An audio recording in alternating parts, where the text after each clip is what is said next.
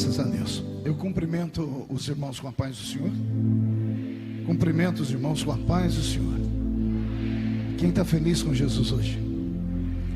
Então encontre uma pessoa bonita do seu lado e dê um sorriso para ela. Ficou difícil?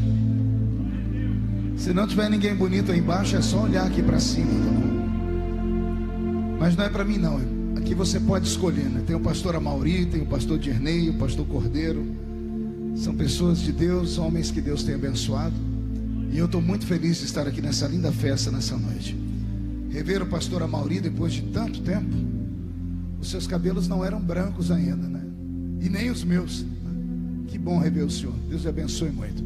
Ao pastor Cordeiro, que foi me buscar no hotel e se mostrou uma figura tão simpática, um homem de Deus. Parabéns por essa linda festa. Deus abençoe a todos vocês. Quero cumprimentar aqui o prefeito da cidade, é o Aquiles, né? Mais uma vez estamos juntos, Deus abençoe. Como é que é o nome desse moço aqui? Lindomar, né? Lindomar está com a gravata bonita. Deve ter colocado em homenagem a mim, né, Lindomar? Depois a gente vai conversar no fim do culto, tá bom? Quero cumprimentar também aqui o deputado Kennedy, grande amigo de longa data. Essa semana ainda tivemos um trabalho juntos, Deus te abençoe. Que bom que você veio. E a deputada Giovana Sá, que é uma guerreira que representa o estado de Santa Catarina e a igreja evangélica em si, com muita maestria em Brasília. Você indo para Brasília foi um presente de Deus para nós. Deus te abençoe sempre. Alguém trouxe Bíblia nessa noite? Abra sua Bíblia comigo no livro do profeta Isaías, no capítulo de número 43.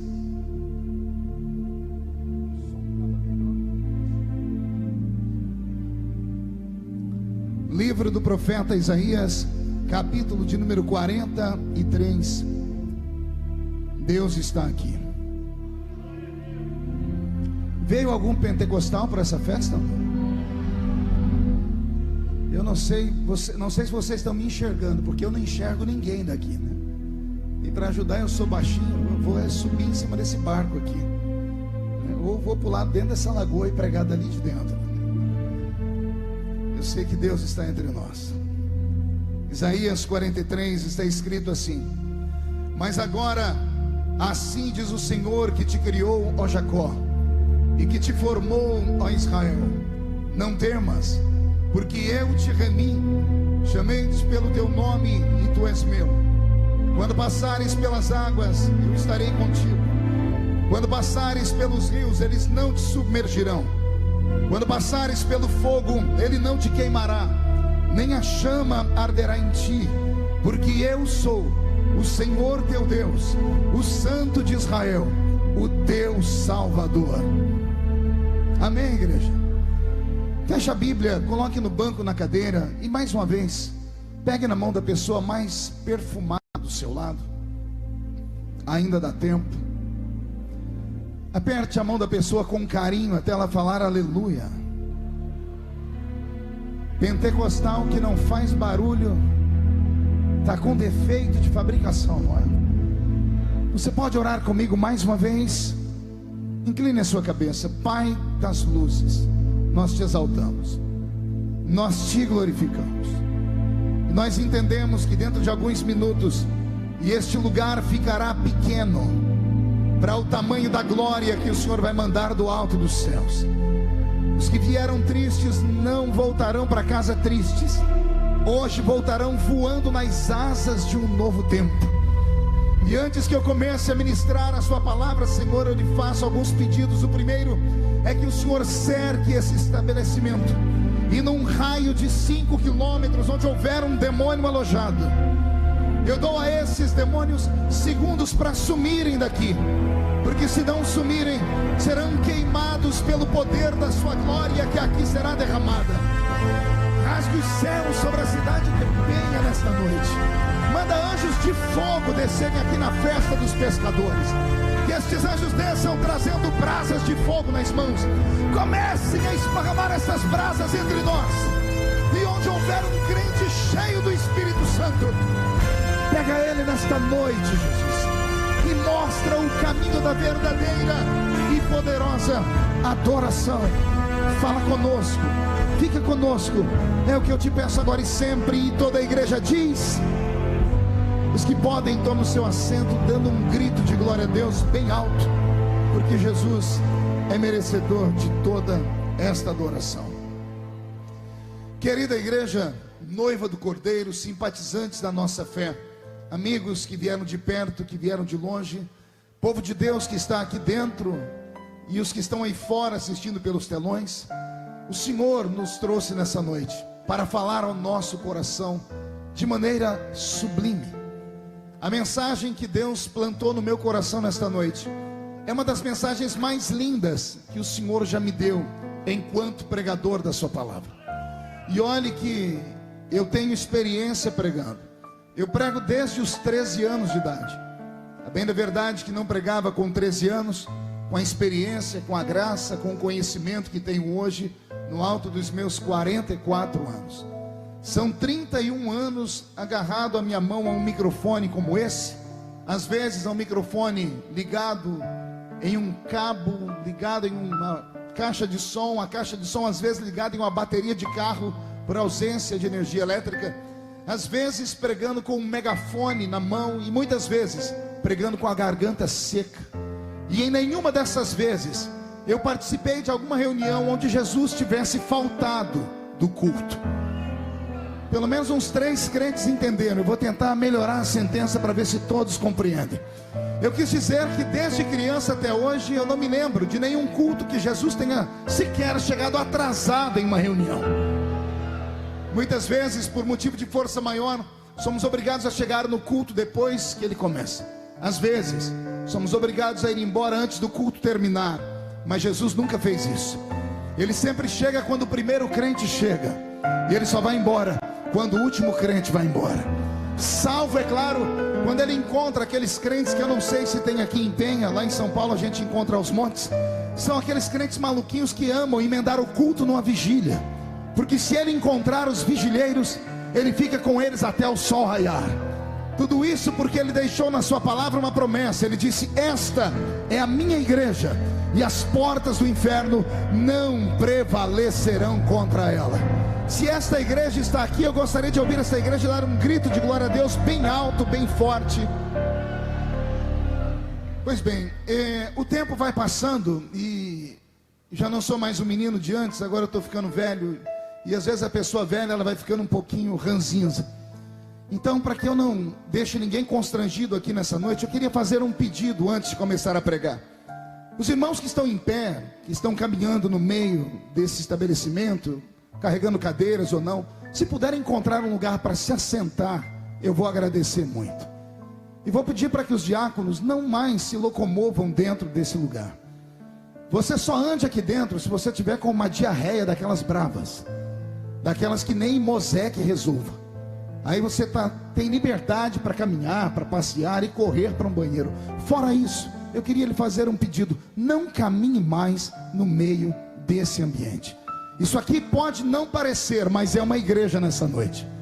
E eu tenho certeza que os que vieram para cá vieram em busca de algo divino.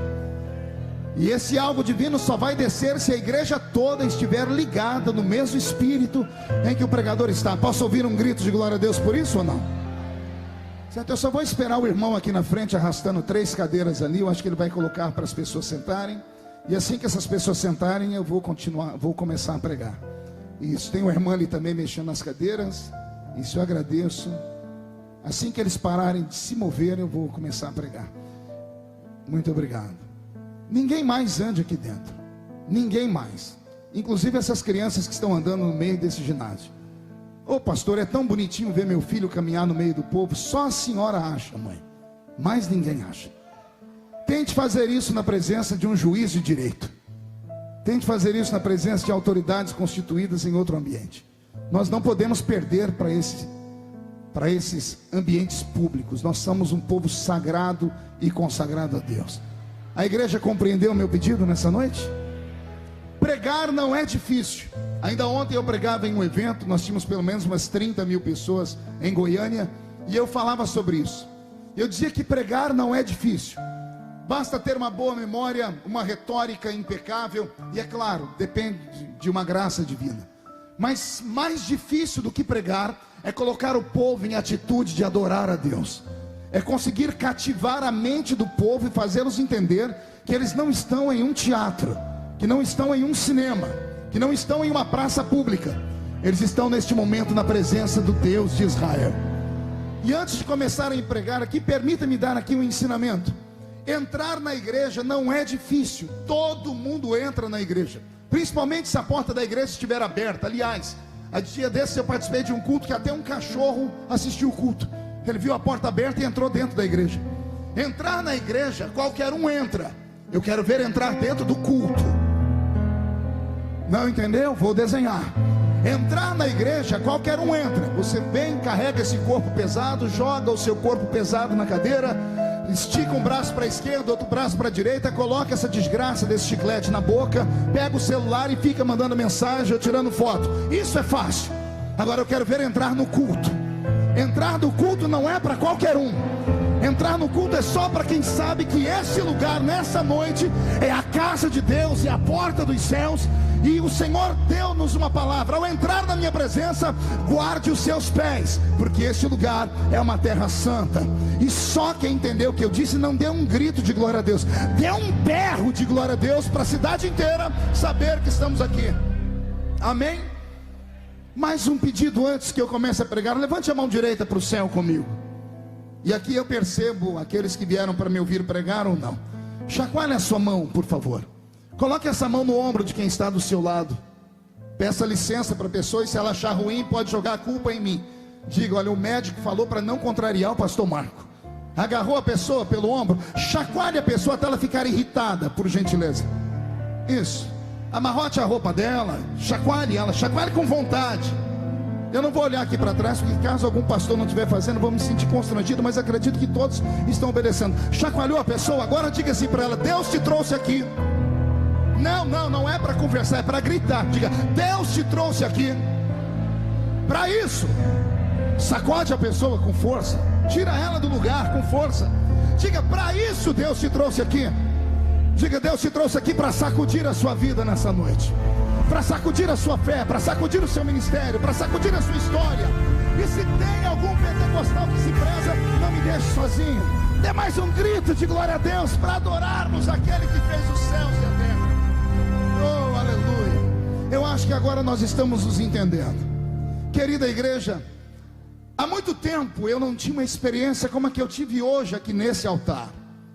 Por isso eu tenho liberdade para fazer o que estou fazendo, e tenho certeza que estou debaixo da autoridade divina. Eu entrei aqui dentro com uma palavra que o Senhor plantou no meu coração no hotel nesta tarde, enquanto eu orava.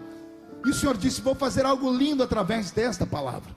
Todavia, quando eu vi esse lindo jogral aqui, vi esta arca subir aqui, me deu uma vontade tão imensa de dar um ensinamento sobre aquele utensílio, de falar como ele foi fabricado, de tentar entender como é que homens, 6 no máximo, conseguiam carregar aquela arca. Há quem diga que eram 8, outros dizem 4. Eu quero ficar com o número maior de 8 para carregar aquela arca, porque embora ela fosse feita de madeira e pintada de ouro, aquela tampa por cima dela era de ouro maciço, e não tem um metal tão pesado quanto o ouro. A tampa daquela arca pesava em torno de quase meia tonelada. E eu queria saber onde é que 4 homens arrumavam força para carregar aquele utensílio ali. Então meu coração foi tomado por uma emoção, e eu comecei a procurar aqui na Bíblia o respaldo para pregar. E quando eu estava terminando de pegar o texto, fechei os olhos e disse: Senhor, vou pregar sobre a arca. Deus tomou uma serva dele que veio saltitando por aqui. Eu não sei se você viu. Tem crentes que não acreditam mais nisso. Tem crentes que começam a rir. Tem uns que até dizem: por que é que não impediram ela de subir ali em cima? Não, essa serva, ela veio nas asas do vento. Chegou aqui no meu ouvido e disse assim: meu filho, é para pregar o que eu coloquei no seu coração, não é para mudar a mensagem, porque eu quero fazer uma obra linda nessa noite. Eu tenho pessoas que precisam ouvir o que você vai pregar aqui. Então Deus ainda fala. Eu não estou num ambiente comum. Se você não gosta desse tipo de palavra revelada, se você não gosta de Pentecoste, se você não gosta de barulho, pelo horário dá tempo de você ir para casa ainda. Você ainda dá tempo de chegar em casa e assistir o Corujão. Se ficar comigo nessa noite, você não vai ver coruja aqui dentro. mas você corre o risco de ver a pombinha do Espírito Santo sobrevoar esta festa e o Senhor trazer o Pentecoste sobre nós. Eu ainda faço mais um pedido antes de pregar. Se houver mulheres do círculo de oração aqui, eu invoco em nome de Jesus e conclamo essas senhoras para começarem a falar com Deus, para que Ele possa me dar inspiração para trazer esta mensagem, porque eu só vou largar esse microfone a hora que eu entregar tudo que Deus me mandou falar. Não sei se termino às 11, se termino à 1 da manhã. Aqueles que ficarem vão receber, os que não quiserem, a porta da rua é serventia da casa. Mas se ficar, me ajude a fazer o culto, me ajude a adorar a Deus. Os pentecostais, pergunto de novo, vieram para esta festa? Então dê mais um grito de glória para empolgar o coração do pregador. Graças a Deus. Abrir a Bíblia Sagrada no livro do profeta Isaías é uma aventura. É uma aventura porque Isaías é o maior de todos os profetas do Velho Testamento, em volume de profecias. O seu livro tem 66 capítulos. E há alguém que diga que o livro de Isaías é muito parecido com a Bíblia protestante. Na verdade, há quem diga que o livro de Isaías é uma mini Bíblia. E se você me perguntar o porquê, já lhe digo. A Bíblia protestante, a minha Bíblia e a sua, ela tem 66 livros. Assim o livro de Isaías tem 66 capítulos. Até aí tudo bem, mas a diferença ou a semelhança está dentro do conteúdo. A Bíblia Sagrada, minha e sua, é dividida entre Velho e Novo Testamento. O Velho Testamento tem 39 livros e o Novo Testamento tem 27 livros. O livro de Isaías também pode ser dividido em 2 tempos. Do primeiro capítulo ao capítulo 39 eu tenho uma mensagem divina. Do capítulo 40 até o capítulo 66 eu tenho uma mensagem completamente aversa da primeira parte do livro. O primeiro livro da Bíblia Sagrada, ou melhor, o Velho Testamento, a primeira parte da Bíblia Sagrada, foi escrito para Israel. O Israel que está lá no Oriente Médio. Toda a história do Velho Testamento compreende o tempo da existência do povo eleito pelo Senhor, que vieram da raiz de Arão, que tudo se inicia lá em Ur dos Caldeus, com o descendente de Terá, e vem até a formação do reinado de Israel, e com os descendentes de Jacó. Os primeiros 39 livros da Bíblia, o Velho Testamento, falam de Israel. Todavia, quando atravessamos o livro de Malaquias e entramos pelo livro de Mateus, encontramos uma nova mensagem. Os outros 27 livros do Novo Testamento não foram escritos para aquele Israel que está no Oriente Médio, mas o apóstolo Paulo, ele sabe e conhece para quem é que os livros foram escritos, e ele coloca um apelido nesse povo. Se o Velho Testamento, diz ele, foi escrito para Israel, o Novo Testamento foi escrito para um tal Novo Israel.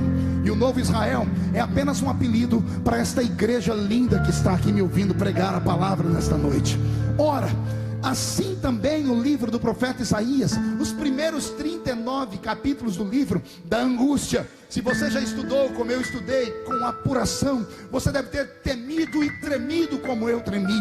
Os primeiros 39 capítulos do livro de Isaías são cheios de ais, são cheios de uis. Parece que Deus tem em uma mão um chicote e na outra mão tem ele um cajado, e ele está irado. Ele está olhando para a nação de Israel, está tentando resgatar o coração deles, e ele está furioso, ao ponto de Deus mandar um recado para a nação assim: eu tenho um povo que tem olhos e não vê,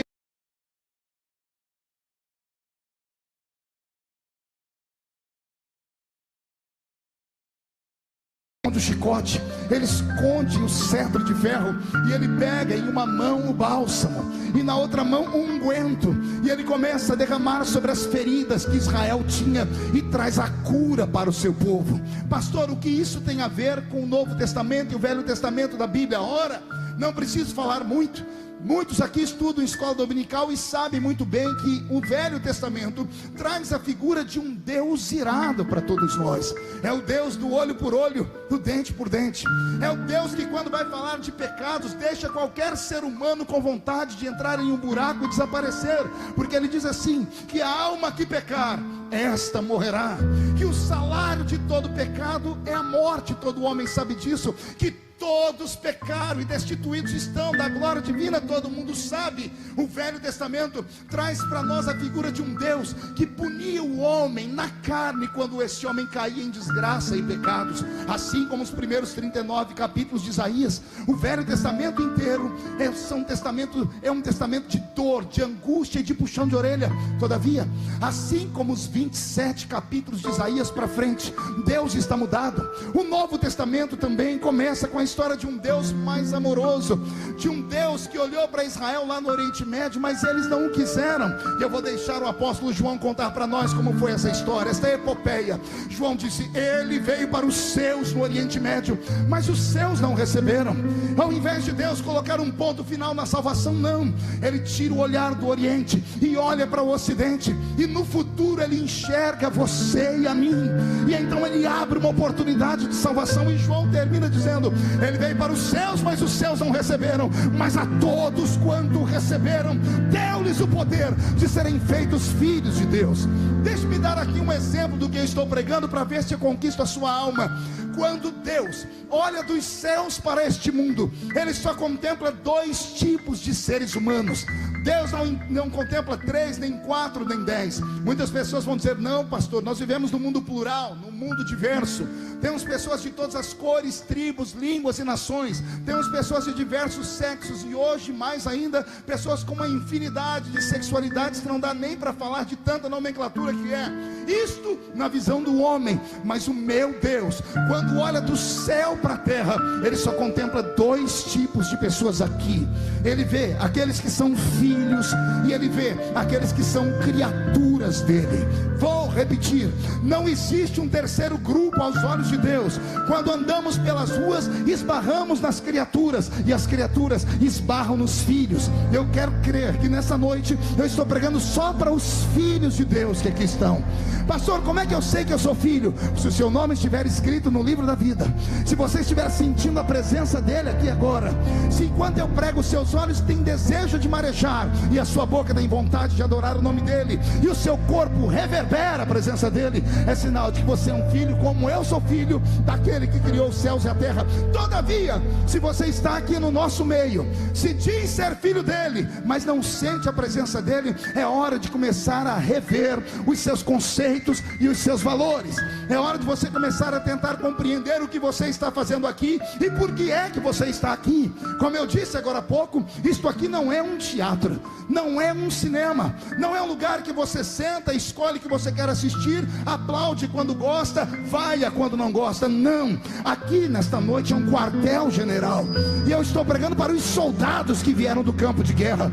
Alguns estão feridos porque passaram pelo vale da sombra da morte, outros são soldados que não são de infantaria, são soldados que vivem apenas da área burocrática. Tais soldados nunca vão compreender o que é o fervor de uma batalha, mas esses soldados que carregam cicatrizes, e soldados que eu vim pregar nessa noite, para os soldados que precisam de unguento sobre as suas feridas. E se você acredita que Deus ainda cura, dê mais um grito de glória a Deus, por gentileza. Então, abrir o livro do profeta Isaías, como eu disse, é uma aventura. E a sorte desta linda igreja e desse pregador é que Deus não me mandou pregar a primeira parte do livro de Isaías, porque eu também não teria medo, eu não teria nenhum tipo de constrangimento ou vergonha. Eu falaria as verdades do Senhor, doesse a quem doesse, custasse a quem custasse. Mas aprove a Deus olhar para esta festa dos pecadores aqui em Penha, e o Senhor encontrar o seu coração sangrando, machucado, chorando. E o Senhor, por piedade, inspirou esse pregador para pregar na segunda parte do livro, na parte onde Deus está feliz, na parte onde Deus está apaixonado. E quando Deus está apaixonado, Ele faz aquilo que todo apaixonado faz.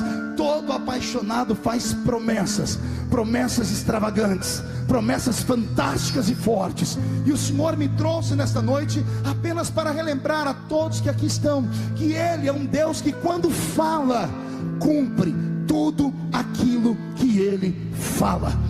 Passe o tempo, passem as pessoas, mude os governos, mude os líderes de igreja, mudam os costumes, as doutrinas, mas a palavra dele nunca muda, porque Deus é eterno para todos sempre. E digo isso falando amém. Quando eu abro a Bíblia no capítulo 43 de Isaías, Eu vejo Deus olhando para Isaías apaixonado e dizendo: Isaías, eu tenho só um povo na terra. Eu não tenho 2, nem 3, nem 10. É apenas um povo. E para esse povo eu tenho palavras para falar. Todavia, eu conheço o temperamento e o coração de cada um deles. Conhecendo o temperamento e o coração de cada um deles, eu só posso falar para cada um deles aquilo que cada um deles é capaz de perceber, sentir e aceitar. Preste atenção no que eu estou dizendo. Eu estou tentando interpretar para vocês o pensamento de Deus. Deus não é como o homem, que quando olha para todos, pensam que todos pensam de maneira igual. Deus, quando olha para esta multidão, Ele consegue separar um a um. Ele consegue ouvir o batimento cardíaco de cada ser humano que aqui está. Ele consegue perceber os sentimentos de todos os que aqui estão e ao mesmo tempo. E por isso, a sua palavra é extremamente reveladora. Porque o pregador prega em uma direção e acaba acertando todos ao mesmo tempo. Na verdade, não é o pregador, é o Espírito Santo que o inspira. Porque só o Espírito Santo convence o homem da justiça, do juízo e do pecado. Mas Deus está dizendo no capítulo 43, Isaías, eu tenho só um povo e eu amo esse povo, porque esse povo, mesmo tendo 1 milhão de defeitos, eles são apaixonados por mim também. E quando se arrependem, eles dançam, eles louvam, eles se entregam, eles sacrificam, eles clamam, eles oram. E quando isso acontece, o meu coração fica extremamente feliz. Então eu quero que você olhe para esse povo como se fosse apenas um. Todavia, existe no meio desse único povo que eu tenho 2 grupos que têm que ser separados através da palavra. Para cada grupo desses, eu posso fazer uma promessa. E as promessas que eu faço para um grupo, não posso fazer para o outro grupo, porque eu respeito o temperamento, eu respeito a inteligência, eu respeito o estado de experiência, eu respeito o nível de conhecimento que eles têm ao meu respeito. E já começo aqui a tentar interpretar para fazer você compreender o que eu quero falar. Nós estamos, por exemplo, em uma igreja pentecostal. Nós estamos aqui com um grupo de homens e mulheres que acreditam no batismo com o Espírito Santo, nos dons de línguas, que acreditam em interpretação de línguas, que acreditam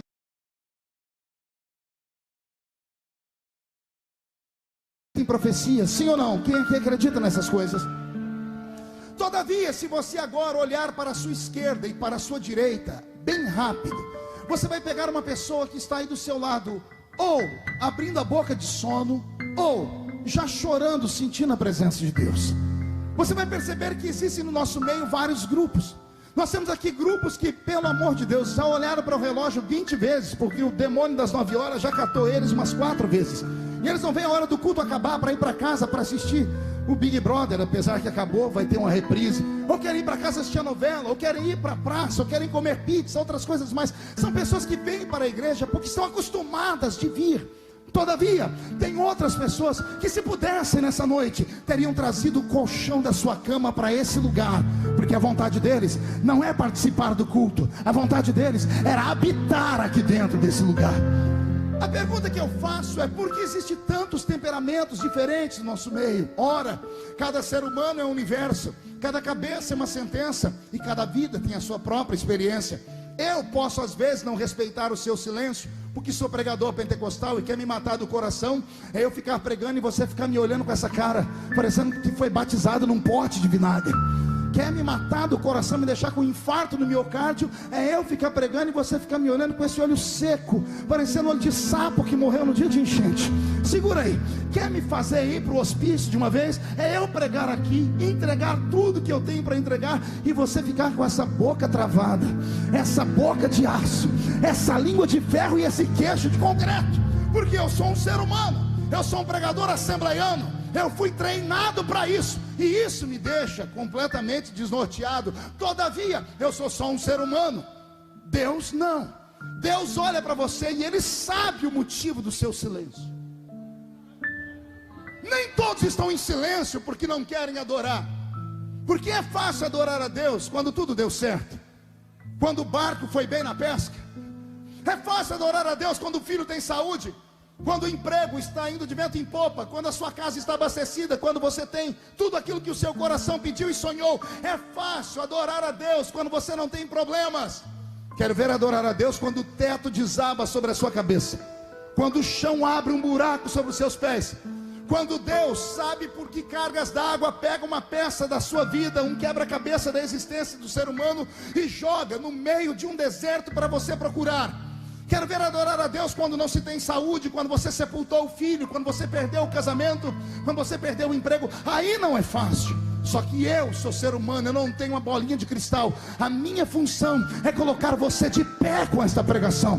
Por isso, às vezes o pregador se desequilibra, mas Deus não, porque Deus conhece você. E olha a beleza de Deus essa noite, Giovana. O Senhor falou ao meu coração: Marco, tenha paciência, porque como no livro de Isaías, aí no meio desse povo tem dois grupos de seres humanos.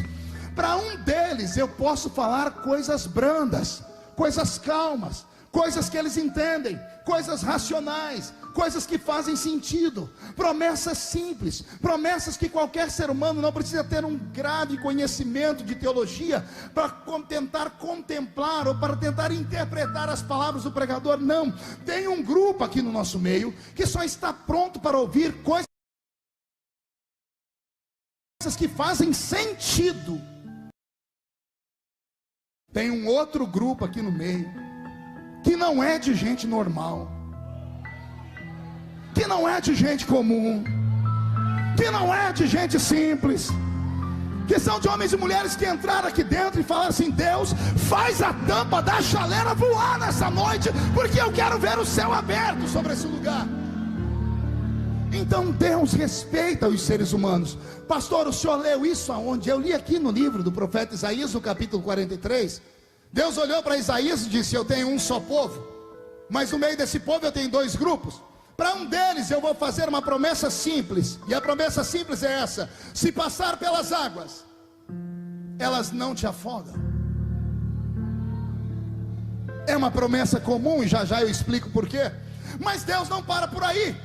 O Senhor diz assim: Isaías, mas tem um outro grupo no meio desse povo que não são normais, e para esses eu posso fazer uma promessa um pouco mais pesada. E a promessa para esses é essa: se passar pelo fogo, a chama não vai queimá-los. Meu corpo está inteiro arrepiado nesse lugar. Olha o que eu ouço pela boca e pela vontade de Deus. Deus está dizendo: Isaías, o meu povo será dividido em dois grupos. Para um deles eu vou falar assim: se passar pelas águas, elas não te afogam. Para o outro grupo eu vou dizer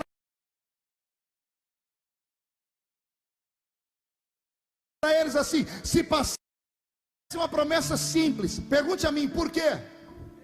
Só falo se todo mundo perguntar. Porque é uma promessa pela qual todo ser humano costuma passar. São promessas que você ouve dia a dia nos cultos, que você não precisa ter uma mente extremamente aberta para poder compreender. Não adiantou eu falar, né? Olha só, as crianças estão correndo aqui na frente. Eu fiz um pedido, eu fiquei 10 minutos falando aqui. E aí os irmãos soltam as crianças correndo aqui na frente. Já derrubaram, caíram aqui em cima. Pelo amor de Deus, o pai ou a mãe daquela linda criança, coloque ele no seu colo, por gentileza, eu vou agradecer. É a última vez que eu peço isso. É a última vez, prometo. Posso ouvir um glória a Deus da igreja ou não? Só o nosso povo faz uma coisa dessa. Mas vamos lá, vamos tentar de novo aqui. Vou tentar me encontrar onde eu estava pregando. A primeira parte dessa promessa é uma promessa simples. Por que é uma promessa simples? Porque é algo que todo ser humano passa enquanto está vivo nesse mundo. Quer ver? Quem aqui já quase se afogou pelo menos uma vez na vida? Levante a mão para eu ver. E quem não levantou a mão é tudo hipócrita. Tenho certeza que você já quase se afogou. Não, pastor, eu nunca fui na praia tomar banho, pastor. Calma, assembleiano, eu não quero entregar você aqui não. Não é só indo no mar, na praia, não é só indo na piscina que a gente se afoga. Às vezes a gente se afoga bebendo um copo d'água. Você toma uma água, a água desce por onde não devia descer, e graças a Deus temos o nariz, porque é uma válvula de escape. Quem já quase se afogou desse jeito? Levante a mão para eu ver. Olha, já melhorou, dobrou o número de pessoas, mas ainda tem algumas pessoas resistentes aqui. Eu vou te vencer, vamos pela palavra. Pois bem, Para essas pessoas, o Senhor está dizendo assim: se passar pelas águas, as águas não podem te afogar, porque é uma promessa natural.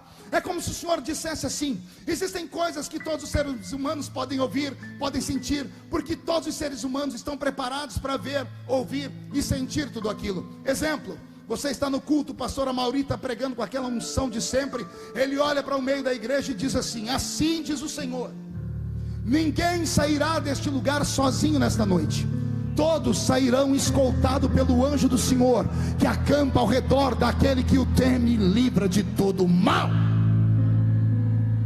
Deixe-me te fazer uma pergunta: por que é que você deu glória a Deus? Busque uma resposta dentro de si mesmo. Eu só recitei uma possível sentença. Eu só disse que quando você sair por essa porta, você não vai voltar sozinho para casa. O anjo do Senhor estará ao seu redor. Por que é que automaticamente a igreja levantou e disse glória a Deus? Há uma explicação para isso, e eu vou te dar essa explicação cientificamente. Atrás da sua cabeça, bem aqui no alto do cocoruto, você tem um aparelhinho chamado cerebelo. O cerebelo é um órgão do nosso cérebro. Dentro do cerebelo estão armazenadas todas as nossas experiências, todas as nossas memórias. E às vezes as nossas memórias são atiçadas, são atinadas pelos 5 sentidos que Deus nos deu. Quer seja ele olfato, visão, audição, tato e paladar. Com esses 5 sentidos, às vezes, estamos andando na rua, sentimos um perfume, a nossa mente busca memórias lá de trás. Ouvimos uma música, e a música nos traz a lembrança de um culto. Comemos uma comida, e lembramos da velha mamãe ou da comida da vovó. Não é assim que acontece conosco. Por que é que nós lembramos? Porque todas as memórias que você teve na sua história estão armazenadas aqui na sua cabeça. E às vezes elas são atinadas ou atiçadas por esses 5 sentidos. Ora, quando eu disse que se você sair daqui e vai para casa escoltado pelos anjos, o seu cerebelo, o seu inconsciente foi ativado. Ao ser ativado, ele recebeu a seguinte mensagem: pode acreditar nisso aí, porque isso aí é verdade. Porque você conhece alguém que já foi livre de algum tipo de acidente. Muitas pessoas chamam de sorte, nós chamamos de cristocidência. Muitas pessoas dizem que foi obra do acaso, mas nós sabemos que na vida do crente nada acontece por acaso. Ou Deus manda, ou Deus permite. Então tudo tem um porquê. Então aquele livramento foi algo divino. Quando eu disse: se você sair daqui escoltado pelos anjos, você sairá abraçado por Deus, a sua alma ficou feliz, porque o seu inconsciente gritou com o seu espírito dizendo: acredite nisso, porque é uma promessa que já aconteceu na vida dos outros. Se aconteceu na vida dos outros, acontecerá na sua também. Amém por essa palavra? Mas preste atenção. Imagine você estando no culto, outro pastor pregando, e ele libera a seguinte palavra: crê no Senhor Jesus e será salvo este ano, tu e a tua casa. Olha o grito de glória a Deus de novo. Por que é que você deu glória a Deus? Porque mais uma vez o seu inconsciente foi ativado pela palavra, e mesmo você não entendendo, a sua cabeça fez assim. Ou você disse glória a Deus, ou levantou a sua mão. O seu corpo reagiu, porque o seu inconsciente foi atinado. E ele foi atinado porque nas suas memórias ele te faz lembrar que Jesus salvou o filho daquela irmã, o marido daquela irmã. E se ele salvou aqueles, vai salvar a sua família também. E por isso você deu gritos de glória a Deus.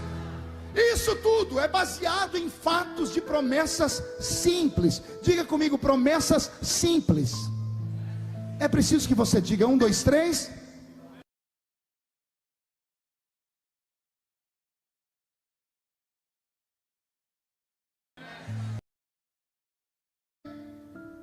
Naquilo que eles podem tocar, naquilo que faz sentido. São promessas naturais. Então Deus está dizendo: Isaías, eu tenho uma parte do meu povo que eu respeito eles, porque eles ainda estão no jardim de infância do Espírito. São homens e mulheres que são neófitos na fé. Neófito na fé não é alguém desviado, não. É alguém que recém-nascido. São pessoas que mesmo estando no nosso meio há 10, 15, 20 anos, nunca teve paixão pela palavra, ao ponto de tentar descobrir nelas segredos divinos.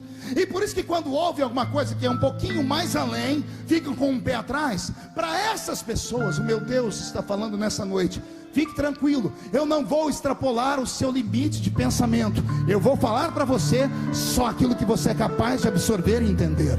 Amém, igreja? Só que aí Deus extrapola. Aí, Cordeiro, ele diz assim: Isaías, mas tem uma outra parte de gente aí no meio do meu povo, que esses estão preparados para ouvir coisas que os olhos não viram,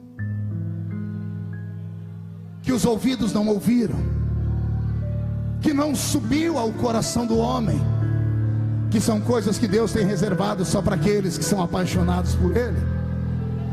Aí vem Deus e grita: se passares pelo fogo, a chama não arderá em ti.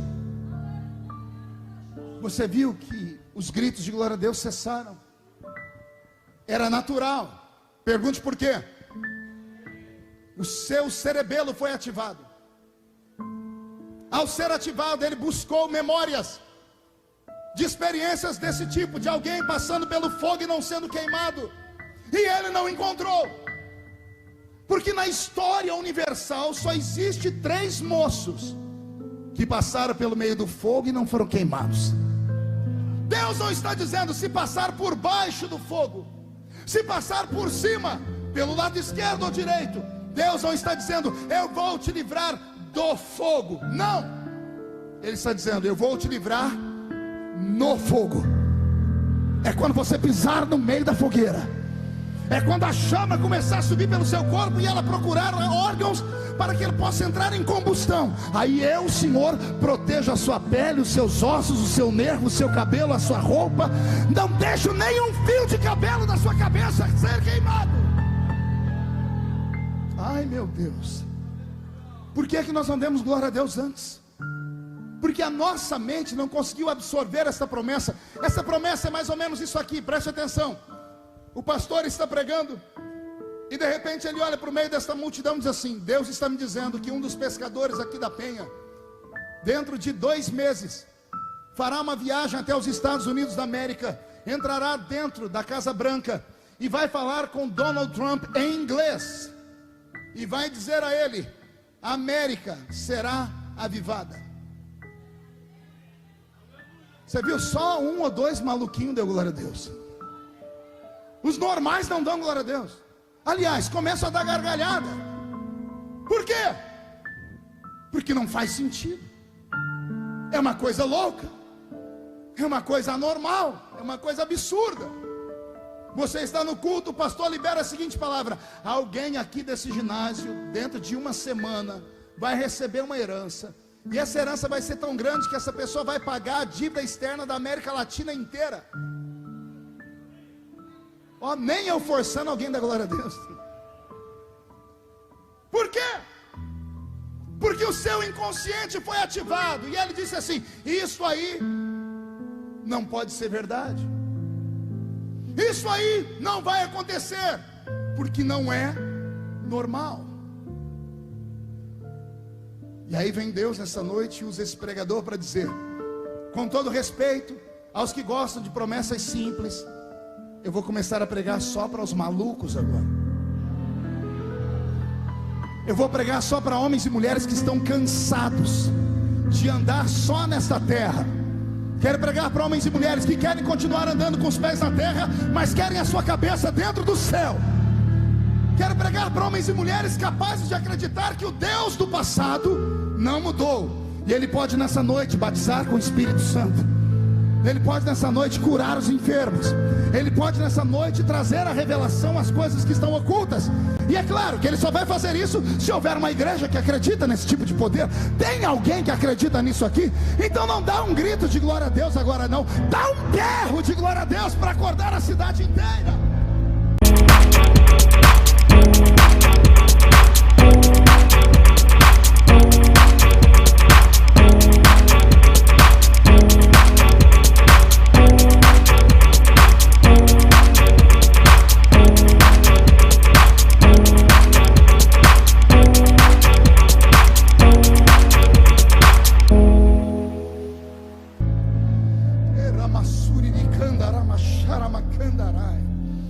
Eu estava pregando há alguns dias atrás, lá em Belo Horizonte, na Igreja Batista da Lagoinha, da família Valadão. Uma igreja linda, 9.000 pessoas sentadas dentro dela. Me lembro que no final do culto eu estava lá fora com a minha mesa de apoio, e de repente chegou um mineiro bem matuto perto de mim, mas matuto mesmo, grosso. Ele chegou perto de mim com aquele jeito mineiro de ser. Ele olhou para mim e disse assim: ô pastor, eu senti de te dar um presente. E eu me abri para ele, disse assim: eu senti de receber, me dê logo. Ele pegou uma sacolinha de plástico que estava na mão dele. Ele abriu a sacolinha, enfiou a mão lá dentro e tirou uma caixa de paçoquinha embrulhada. Aleluia mesmo. E aí eu vou usar o idioma de Minas para falar da paçoquinha. Ô trem banço. Eu já desembrulhei a paçoquinha, que eu estava com muita fome. Quando eu dei a primeira mordida, o mineiro deu o golpe. Ele olhou para mim assim: ô pastor, o senhor pode orar por mim? Eu falei: depois da paçoquinha eu faço qualquer coisa, né? E eu falei: você quer que eu ore para você? Por quê? Ele disse assim: ô pastor, é que ontem à noite eu fui numa vigília. Aí eu enfiei a paçoquinha na boca para não ter uma crise de riso. Mas eu não sou gente. Eu falei assim: desculpa, você foi aonde ontem à noite? Eu fui numa vigília. Aí eu me segurei para não ter uma crise de riso, porque eu só conhecia vigília, não conhecia Virgília. E eu disse: mas o que tem que você foi nessa vigília e o que deu? Ô pastor, eu fui numa vigília, só que não era vigília de crente normal não, era vigília de crente doido. Eu falei: ô glória, eu conheço vigília de crente doido. Eu não sei vocês que são muito aqui para cima, né? Vocês aqui do sul são mais elitizados, são mais ricos, são mais bonitos, né? São mais perfumados. Mas a gente lá do sudeste, norte, nordeste, quando a gente vai para vigília, é vigília do arrasta-pé. O diabo sofre na mão da gente quando o crente vai para vigília lá para cima. Eu entendo vigília de crente doido, mas eu queria saber da boca dele. Eu disse: meu filho, o que é uma vigília de crente doido? E ele falou: ô pastor, é aquela vigília que quando os crentes doidos chegam, o Espírito Santo olha para esses crentes e parece que ele põe sobre eles o espírito do Bruce Lee. Eu falei: como assim? É pastor, porque eles ficam cheios do Espírito Santo e começam assim, ó. Eu falei: eita glória! Ai Jesus, me dá esses Bruce Lee para mim hoje. Eu disse: e aí? Ele foi: ih pastor, lá pelas tantas, pastor, levantou um profeta doido. Eu conheço profeta doido, de vigília de crente doido, mas eu queria ouvir da boca dele. O que é um profeta doido, meu filho? Ele foi: ih pastor, é aqueles profetas que quando vem profetizar para a gente, quase mata a gente do coração aí. Eu falei: mas por quê? Uai pastor, eu estava escorado na porta da igreja olhando para o púlpito. Era lá pelas 4 da manhã, e o senhor sabe que vigília é igual às ondas do mar, né? Tem hora que vem aquela onda, bate, quebra tudo, faz aquela barulheira, mas de repente vem a ressaca. O mar se esconde, faz silêncio. Pastor, já tinha passado o fuzuê, o grito, o pandeiro. Os crentes estavam tudo quase dormindo. E eu estava escorado na parede. E não é que o profeta veio de costa, pastor. Em vez de vir de frente, veio de costa. Eu falei: e aí? E aí, pastor, que ele chegou perto de mim, botou a mão no meu ombro, e ele ficou quieto. Eu falei: e me conta, o que aconteceu? Uai pastor, eu quase tive um desarranjo. Pô, mas desarranjo porque ele botou a mão no seu ombro? Não pastor, é que ele botou a mão no meu ombro, não deu tempo de eu virar para trás para ver a cara dele. Eu falei: por quê? Uai pastor, ele botou a mão no meu ombro e fez assim, ó: homem! Ai, ai, ai! Aqueles profetas espalhafatosos. Eu falei: e aí? Falei: ai pastor, quando eu voltei em mim, eu olhei para o profeta, ele estava lá com a cabeça assim, ó. O profeta agarrou a minha mão, pastor. Eu falei: que mais, pastor? Ele agarrou minha mão e disse assim: homem, entra tu comigo nessa carruagem de fogo agora. E eu falei: o que você fez? Ele falou: ai pastor, o homem me agarrou, eu entrei na carruagem. E o que vocês fizeram? Pastor, o homem agarrou minha mão e começou a correr pela lateral da igreja. Correu lá no fundo, correu aqui na frente. Pastor, ele correu no meio do povo e o fogo começou a cair na igreja. E eu estava empolgado, pastor. Aí o profeta olhou a rua e foi: o que ele fez? Pastor, o homem me agarrou e me arrastou para o meio da rua. Eu falei: e você fez o que? Ele falou: ai pastor, eu estava na carruagem, não tinha como descer. Os cavalos puxavam nós com muita força, era muito fogo. E eu saí correndo no meio do quarteirão, falando em língua estranha com o profeta também, pastor. Oh glória. Pastor, eu empolguei de novo. De repente o profeta deu meia volta. Chegamos na porta da igreja. Pastor, ele olhou para mim e disse assim: homem, se prepara.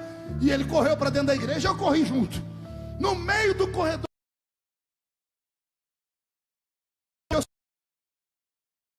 em mim, eu olhei para trás para ver o profeta. Estava o profeta com a mão na cintura, o outro dedo assim e fazendo assim com a cabeça. E eu falei: e o que ele falou? Ele disse assim: homem, olha o que eu faço. Eu te tomo pela mão direita, eu te tiro daqui e eu te levo para ali, te levo para lá, te levo para cá, te dou uma volta pelo ministério e te levo ao redor do mundo.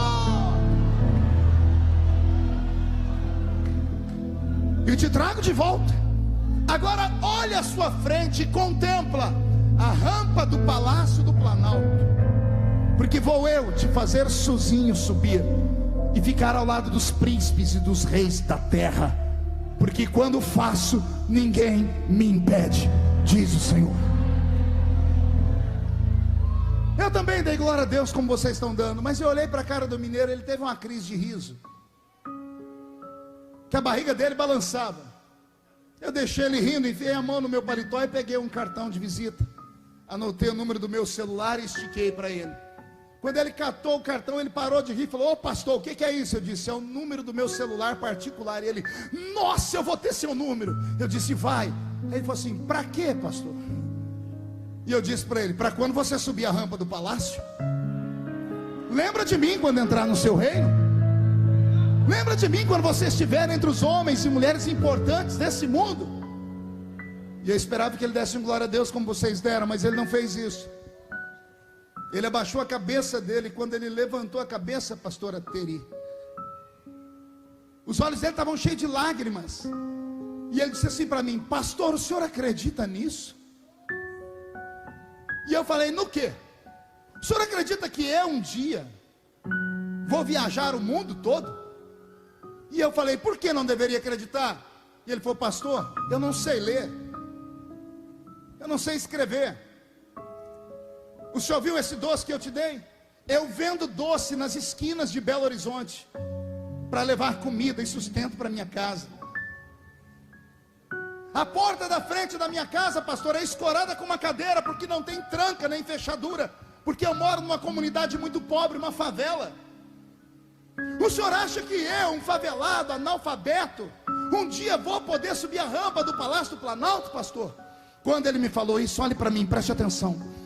Quando ele me disse isso, eu estava tão cansado. Final de culto a gente está cansado, a minha fé não estava ativa, e eu imaginei o que ele falou com o meu intelecto, e a equação que eu fiz me fez perder o fervor. Eu disse: faz sentido.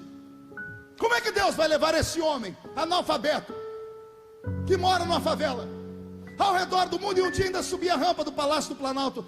Quando eu fui concordar com ele, fazer assim com a minha cabeça, porque o meu cerebelo foi ativado, eu tomei um choque de Deus. E o que eu falo agora é só para quem é espiritual, só espiritual entende. Aquele homem sumiu da minha frente, Giovana, ele desapareceu. Eu não estava mais em Minas Gerais, eu estava num lugar, pastor, que eu não sei explicar se era claro ou se era escuro. Eu estava sozinho no ermo, e de repente na minha frente começou uma construção do chão a subir. Já viu aqueles filmes onde mostram um prédio sendo construído bem rápido? Eu vi um prédio começar do alicerce dele, mas ele foi construindo muito rápido. E eu fui olhando. Quando eu olhei para ele bem alto, vi lá em cima uma placa reluzente escrito Hilton Hotel. Eu olhei bem no alto e vi um homem de terno e gravata lá no 8º ou 9º andar, pela janela olhando para baixo. De repente eu fui transportado, e quando eu me vi, eu estava atrás desse homem lá no alto do prédio, e eu via tudo que o homem via, e eu vi a cidade de Londres inteira. Eu olhei à direita do hotel e eu vi o estádio de Wembley. Eu conhecia a geografia daquele espaço. E quando eu fui perguntar a Deus o que é isso, o Senhor disse para mim: se lembra? E não deu tempo de responder, porque o prédio se desconstruiu. Eu fui caindo e fiquei em pé em um ambiente. Aquele homem veio caindo também, só que ele foi se transfigurando.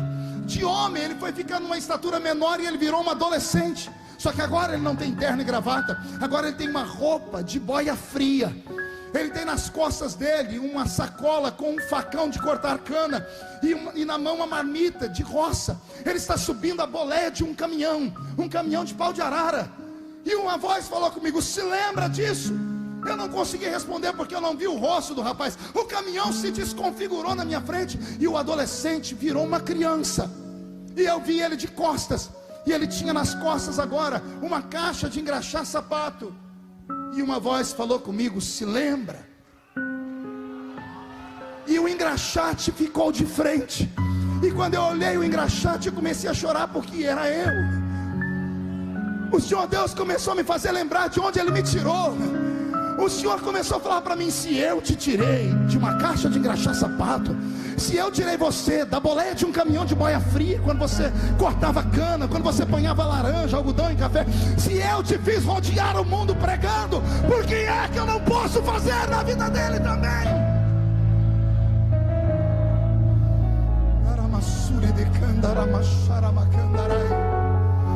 Oh, aleluia. Eu tive uma crise de choro. A visão voltou ao normal e estava. Eu levantei o queixo daquele homem. Eu agarrei ele pelo ombro e disse para ele: pare de chorar. E disse para ele: se foi o meu Deus que falou contigo, o Deus que fez a estéril ser mãe de filho, o Deus que pavimentou um caminho no meio do mar para Israel passar a pé enxuto, o Deus que transformou as moléculas de um machado de ferro para flutuar em cima das águas, o Deus que fez o relógio de Acai girar ao contrário, o Deus que colocou palavras na boca de uma jumenta para profetizar, o Deus que deu 15 anos de vida a um rei condenado à morte. Se foi este Deus que falou, quem viver verá para ver as promessas se cumprirem na sua vida.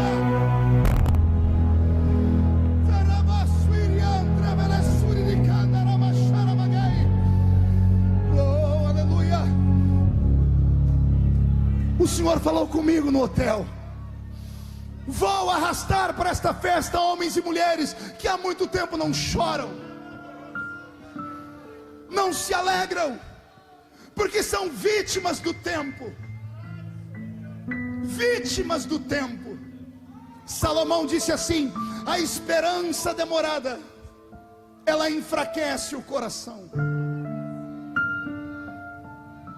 Quando você entrar em um culto de igreja pentecostal, acostumada com glórias a Deus e aleluias, e perceber um silêncio sepulcral, entenda que ali dentro estão homens e mulheres que deveriam estar vivendo, mas não vivem.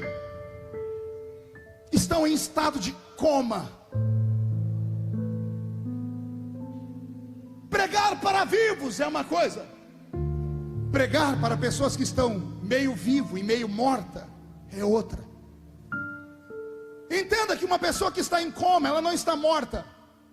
Aliás, ela não é cega, mas mesmo de olhos abertos ela não enxerga nada. Ela não é muda, mas por estar em um estado de coma, a sua boca não reage. Ela não é paralítica, mas as suas pernas não se movem. Ela não teve um derrame, mas os seus braços não funcionam. O meu velho pai ficou em coma 4 dias. E eu me lembro quando cheguei no último dia do seu estágio de coma, entrei no quarto, os olhos dele não paravam de se mover, iam de um lado para o outro abertos. Doutor Mário estava cuidando do meu pai. Eu disse: doutor, os olhos do meu pai estão se mexendo. Ele disse: não, é só uma reação psicossomática do cérebro. O olho está aberto, mas ele não enxerga. O braço não se movimenta, as pernas não se movimentam e a boca não fala. Eu disse: então quer dizer que eu perdi o meu pai? O doutor disse: não, tem uma coisa que sobra para aquele que está em coma. Eu disse: o quê? Ele ouve.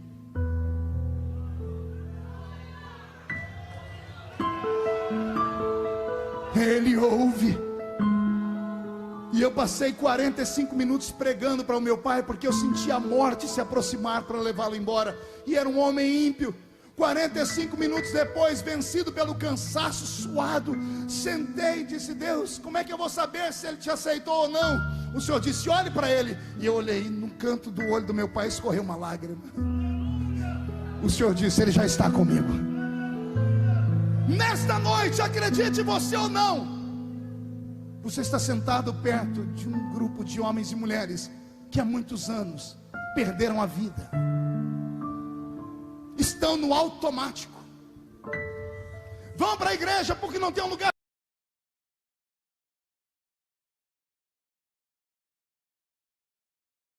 É melhor para crente.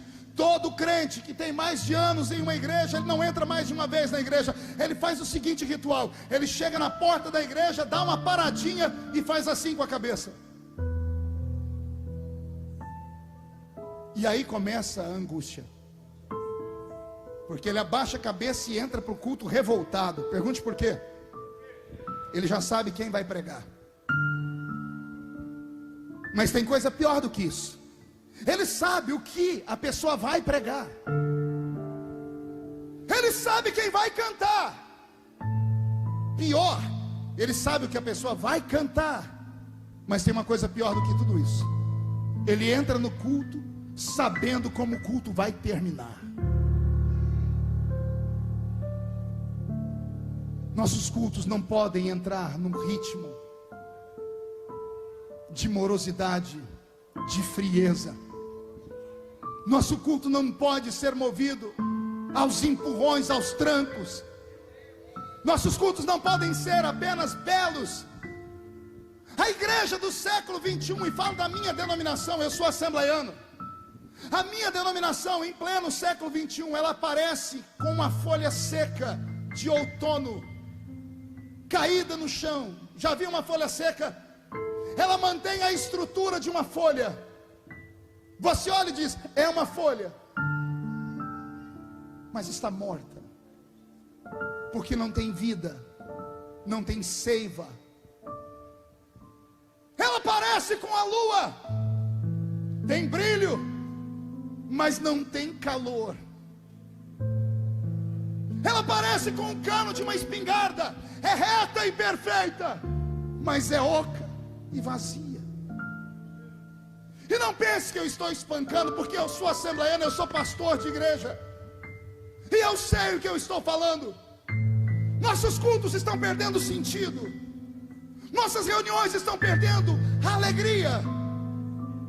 Os crentes entram vazios e saem ocos, entram tristes e saem secos. Não há felicidade, não há fervor, não há alegria. De vez em quando é preciso o anjo do Senhor descer e agitar as águas. Mas parece que o anjo do Senhor que agita as águas está de férias. Eu estava sentado aqui e veio um pastor falar comigo. Já não me lembro do rosto dele. E ele me disse, você se lembra há 20 anos atrás, quando você pregou em Lages, Santa Catarina? Eu falei, é muito tempo para eu lembrar. Aí ele me lembrou do episódio, eu disse, você deu um pulo de cima do púlpito. Cadê o pastor que falou? Está aqui. Quanto mede aquele púlpito? 3 metros. 3 metros de altura. E eu dei um salto em cima daquele púlpito.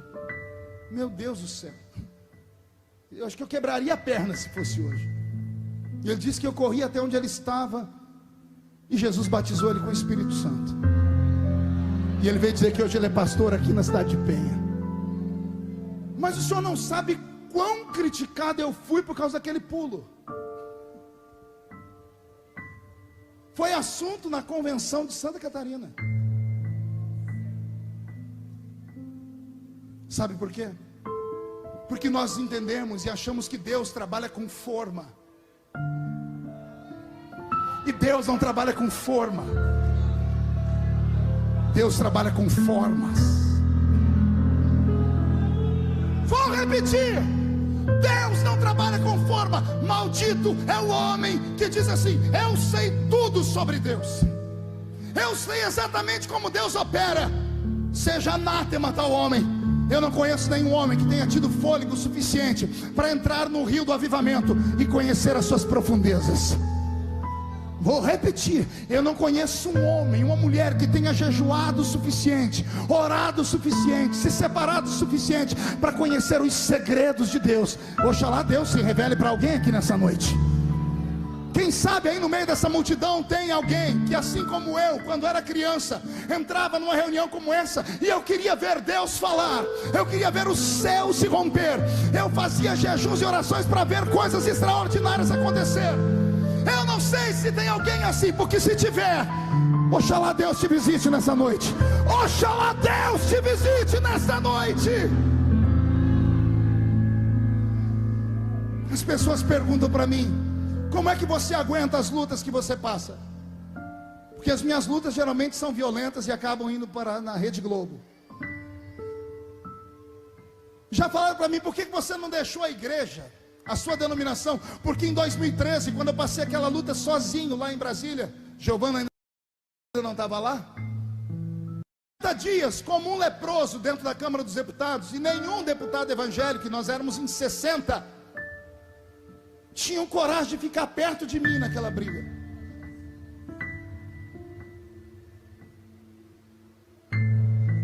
As pessoas falam: como é que você aguentou aquele tropelo e aguenta todos os outros? A minha resposta é muito simples: os meus pés estão fincados em uma rocha.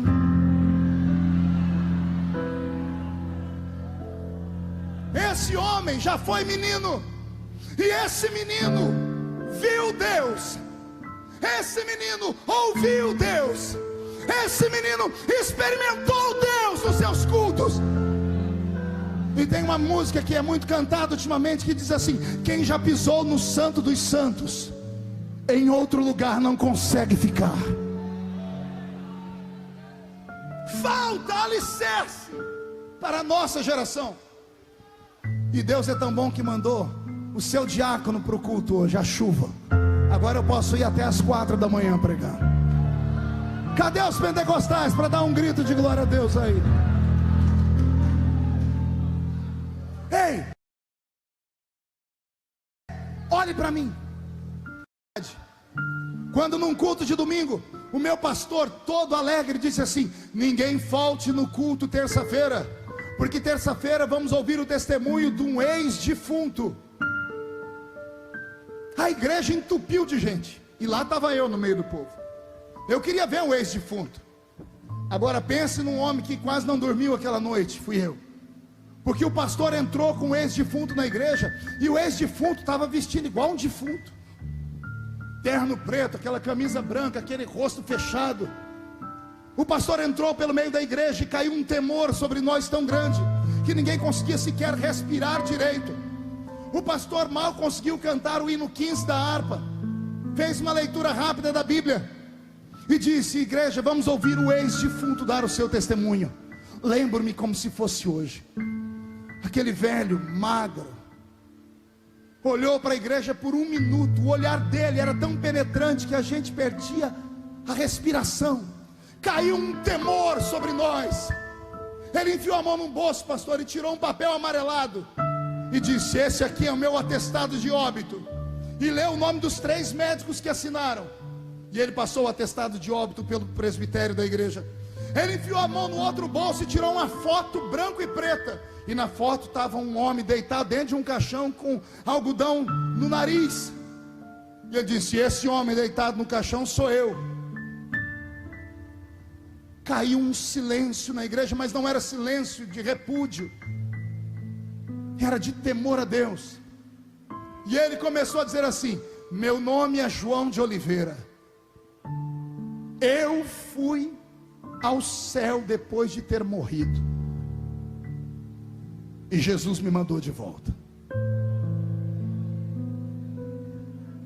E ele começou a contar: eu estava na porta da cidade sagrada, com seus portões dourados, e Jesus apareceu ali na frente, me deu um abraço e disse: bem-vindo, João.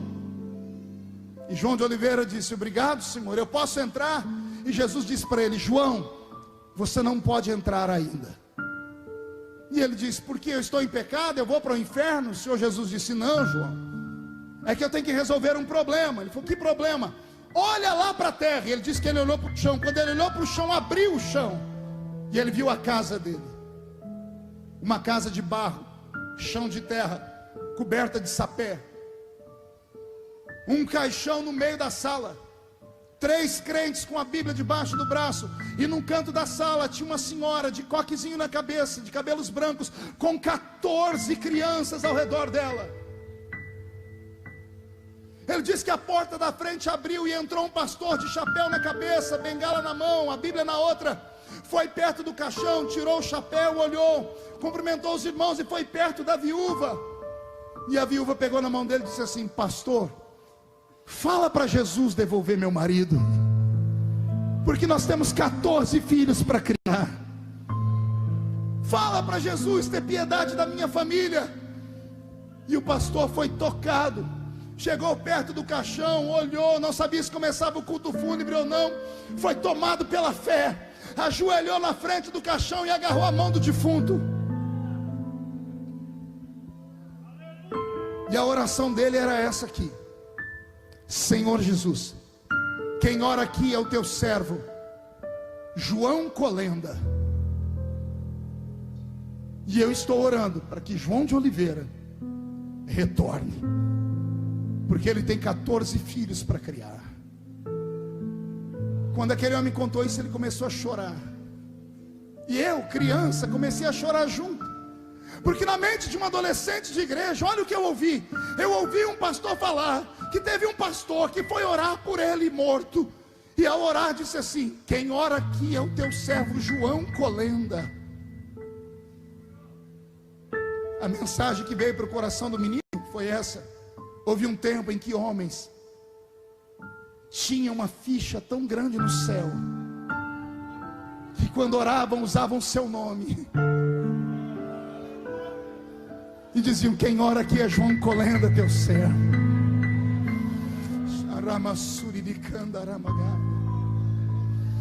João de Oliveira disse que depois de alguns minutos Jesus olhou para ele e disse assim: João, outro dia você volta, acompanha aquele anjo ali que vai te levar pelo inferno para você ver como é o céu, e você vai contar para a minha igreja que existe um mundo além do deles. Ele disse que quando ele estava saindo de perto de Jesus voando, o anjo tomou ele pela mão, ele gritou de longe: Jesus, por que é que eu não posso ficar? E Jesus gritou assim para ele: porque a oração de um justo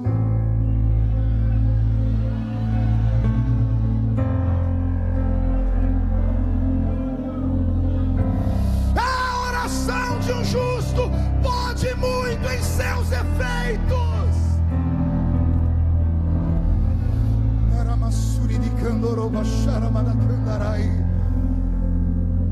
Eu estou falando com uma igreja que tem promessas. Eu estou falando com homens e mulheres que ouviram a voz de Deus, quer seja através daquela profetisa, quer seja através daquele vaso, quer seja através daquela oração, ou na leitura da Bíblia, ou naquela vigília, ou no culto de doutrina. O Senhor falou contigo, tem um plano na sua história, na sua existência, e você sonhou, você desejou, você acreditou, você contou para sua família, você congregou com seus irmãos e disse: Deus falou que vai fazer na minha vida uma obra linda. Só que o tempo passou, a promessa não se cumpriu, e você desanimou, e você perdeu a esperança, e você perdeu a alegria, e você perdeu os sonhos, e você perdeu a vontade de orar, e você perdeu a vontade de jejuar, perdeu a vontade de caminhar léguas, quilômetros para ir ouvir um profeta pregar em outro lugar. Enquanto eu prego e falo isso, o Espírito Santo está aí do seu lado, numa luta desenfreada. Se houver alguns crentes espirituais aqui, eles podem ouvir o que eu estou ouvindo: barulho de espadas acima desse teto, demônios e anjos degladiando por esta reunião, demônios fazendo de tudo para segurar, transformar o céu em bronze, E os anjos lutando com as poucas forças que tem, porque a igreja já não ora e não pede mais. É a oração da igreja que fortalece esses santos anjos para nos defender. Mas a igreja já não entende mais nada de batalha espiritual. E aí, meia dúzia de crentes pentecostais que ainda acreditam e não tem vergonha de adorar a Deus, ficam gritando, um aqui, o outro ali, o outro lá. São brasas esparramadas no meio de um ambiente. Eu creio que Deus pode nos incendiar, mas Ele só fará isso se a igreja inteira clamar.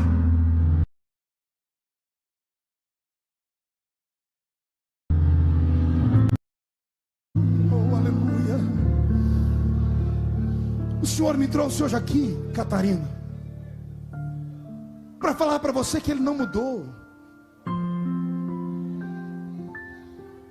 para falar para você que tudo que Ele falou Ele vai cumprir. E Ele me mandou te lembrar alguns textos da Bíblia. O primeiro é esse: não sou homem para mentir, não sou filho do homem para me arrepender daquilo que falo. E tem um texto mais forte do que esse, que é para arrancar você do seu lugar. O Senhor Jesus, quando passou por aqui, Ele disse assim: olha, pode passar o céu, pode passar a terra, mas as minhas palavras não passam jamais. Jamais. Se você acreditar no que eu estou pregando, se você acreditar no que eu estou falando, você não vai sair daqui capengando mais. Quando você atravessar as ruas dessa cidade ou desse estado, os demônios que tiverem inteligência vão desaparecer da sua frente, e os demônios atrevidos que te encararem serão transformados em tapete. Não vai sobrar Zé Pilintra, Zé Pilantra, Chucaveira, Tranca-Rua, Preto Velho. Demônios não vão parar diante daqueles que têm promessa. Só quem tem promessa reage nesta noite.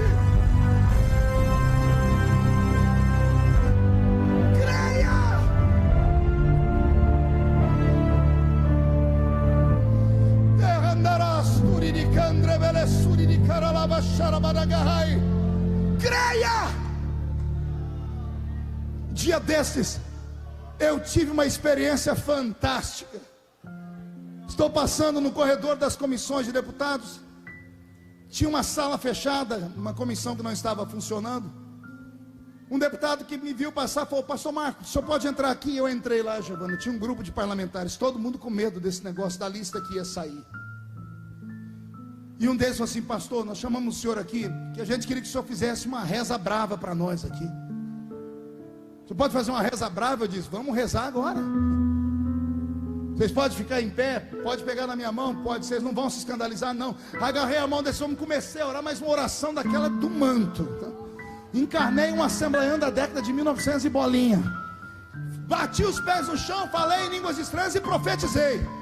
Quando terminei a oração, eles estavam limpando as lágrimas, uns dizendo: nossa, estou tudo arrepiado. Aí um falou assim para mim: ô pastor, o seu santo é forte, né? Eu disse: você não sabe como. Quando eu estava saindo, um desses falou assim: ô pastor, o senhor pode ensinar para nós? Eu disse: ensinar o quê? O senhor pode ensinar para nós como é que faz para ter o corpo fechado? Linguagem de ímpio. Eu falei: como assim? O senhor tem um corpo fechado? Eu falei: por quê? Pastor, se acontecesse a metade do que aconteceu com o senhor, com a gente estava morto. Ensina para a gente por que nada pega no senhor.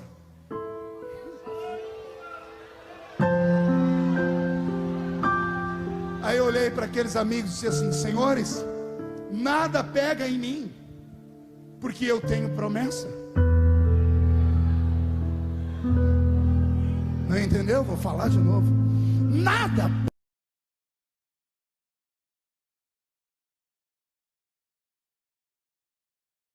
pega em mim. Todo homem, toda mulher de Deus que tem uma promessa divina, ele está imortalizado até que se cumpra as palavras do Senhor na vida deles. Se Deus disse que Ele vai fazer na sua vida, a morte não pode te pegar, a AIDS não tem força, o câncer não tem força, os demônios não têm força, o homem mau não tem força, o homem sanguinário não tem força, o acidente não tem força, a faca não tem força, a bala perdida não te pega. Se você tem uma promessa de Deus em levantar 11 mil demônios contra você, 1000 cai de um lado, 10.000 cai do outro lado, e você não pode ser atingido por eles. Alguém tem uma promessa de Deus aqui? Então, por gentileza, bate no peito até fazer barulho. Tem gente que não me obedece para nada, raça de defuntos. Bate no peito até fazer barulho e diga para os demônios ouvir: eu tenho promessa. Olhe para o irmão do seu lado e diga: eu tenho promessa. Diga para ele: se você não acredita, é problema seu, eu tenho promessa. Se você tem promessa, reage nessa noite, reage.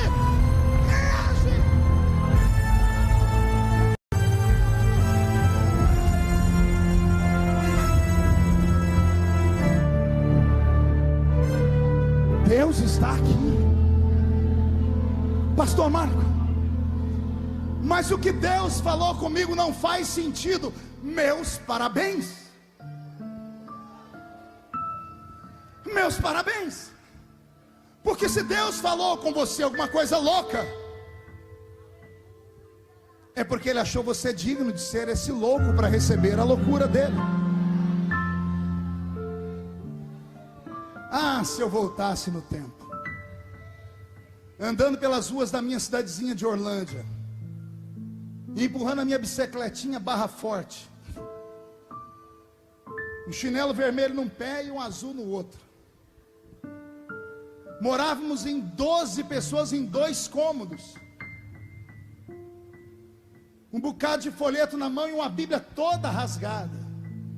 Eu e Marco Belisário, que era o meu líder de mocidade, a gente evangelizando de porta em porta. Um dia nós estávamos subindo uma rua na minha cidade, passou um avião bem baixinho. Eu olhei para o céu e disse: eita, que um dia eu vou estar lá dentro. O Marco olhou, deu 3 passos, ele teve uma crise de riso, e eu ri junto com ele. A gente chorou de tanto rir. Eu perguntei: você está rindo do que? Ele falou: pela mesma coisa que você. Como é que um dia nós vamos estar lá? Olha onde a gente mora, perto do nada, do lado de lugar nenhum.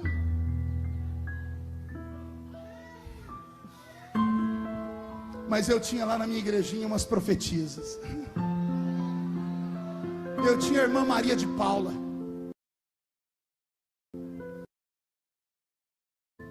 o zagueiro e o atacante.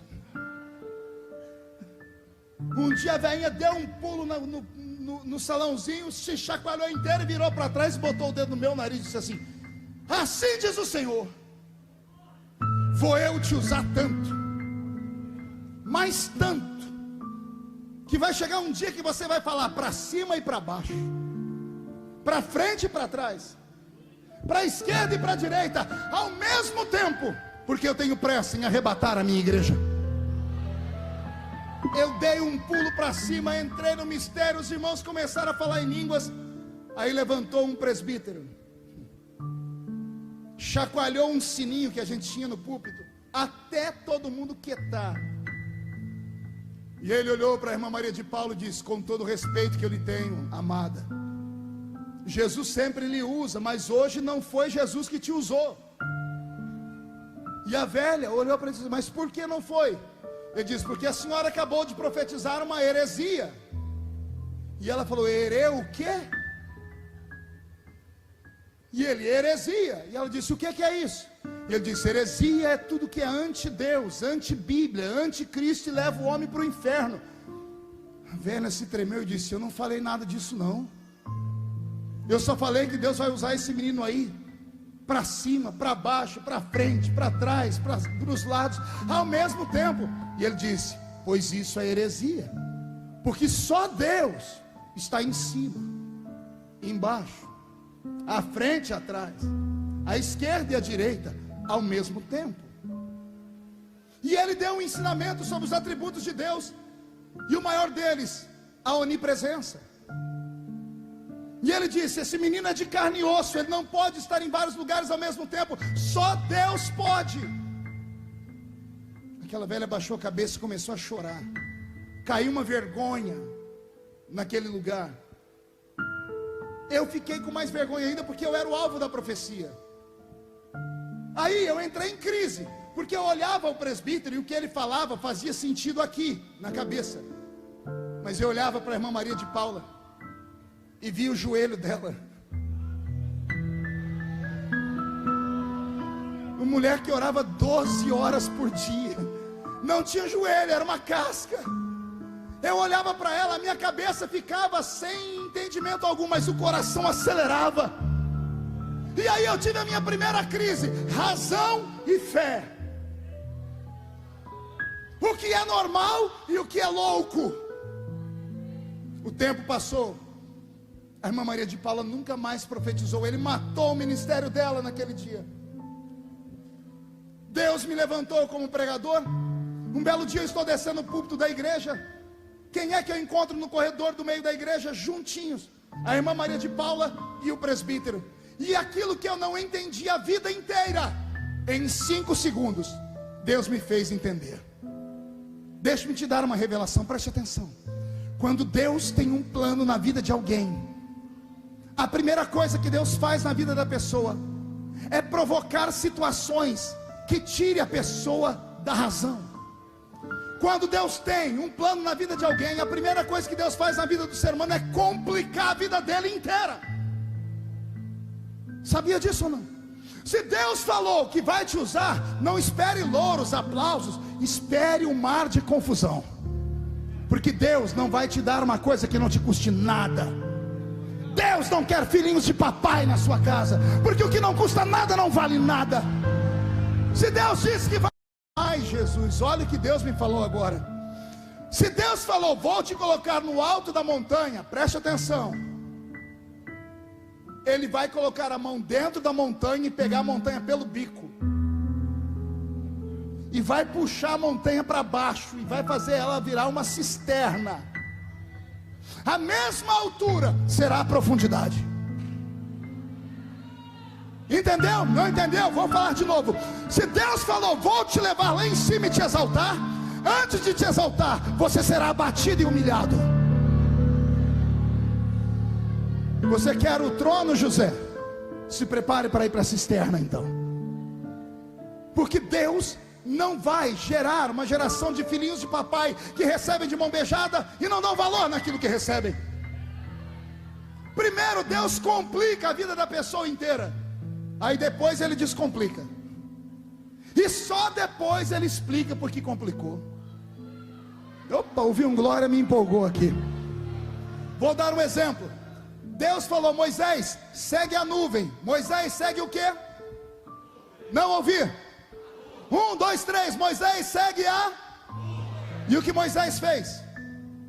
Seguiu a nuvem. A nuvem levou Moisés para onde? Para frente do Mar Vermelho. Pronto, começou. Deus complicou a vida dele. Quando ele chegou na frente do mar, ele olhou para trás, viu a poeira dos cavalos e carros de Faraó. Ele caiu de joelhos e começou a gritar, Senhor Deus. Aí Deus abriu o céu e olhou para ele e disse assim, por que clamas a mim? Oh meu Deus, Deus é tremendo. Senhor, eu estou clamando porque o mar está fechado. Quem disse que o mar está fechado? Senhor, olha aí, o mar está fechado. Moisés, o que é que tem na sua mão? Eu tenho o meu cajado. Moisés, na sua mão qualquer coisa vira arma. Pegue o cajado e toca nas águas. Fere as águas. E Moisés feriu as águas e o mar se abriu. Amém? Olha o que Deus faz. Primeiro Deus complica, fechou o mar, levou para uma emboscada. Aí Deus descomplica, o mar se abriu. Moisés atravessou o mar. Quando ele chegou do outro lado para ir embora, Deus gritou, Moisés, pare você e o povo todo aí. Por quê, Senhor? Olha para trás. Eu vou explicar por que eu compliquei. Contempla o seu inimigo pela última vez. Como assim, Senhor? Olhe e veja o que eu faço com os seus inimigos. Eles nunca mais irão te perseguir, Moisés. Alguém entendeu? Primeiro Deus complica, depois ele descomplica, e só depois ele explica por que complicou. Deixa eu fazer uma pergunta, de repente eu estou pregando para as pessoas erradas. Tem alguém aqui que a vida está toda complicada? Levanta a mão para eu ver. Então dá glória a Deus, porque Ele está falando com você. Se você for batizado com o Espírito Santo, ameaça soltar uma rajada de língua estranha. Deixa o diabo desesperado nessa noite. Já estou terminando. Deus me fez enxergar a irmã Maria de Paula e aquele presbítero.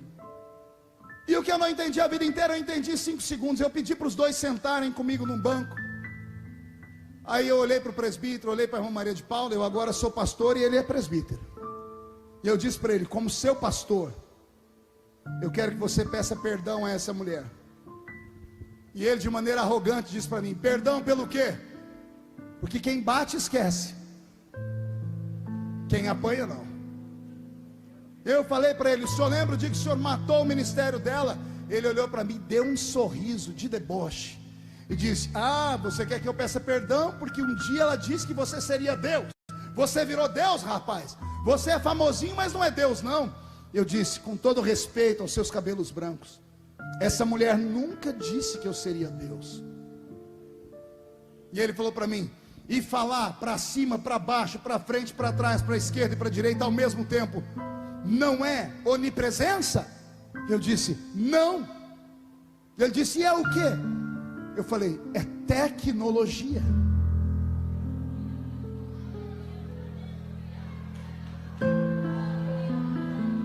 Ele olhou para mim e disse assim: explica. Eu disse: explico. Eu falei para ele: quando Deus usou essa mulher para falar comigo, nem eu, nem o senhor, nem ninguém nessa vila onde a gente mora sabíamos que um dia Deus me daria um programa de televisão, que Deus me daria um ministério com DVDs, CDs, fitas cassetes. Eu tenho hoje 20 milhões de DVDs esparramados pelo mundo em 3 idiomas: inglês, espanhol e português. Eu já preguei em 80 países do mundo e mais de 4.000 cidades do Brasil.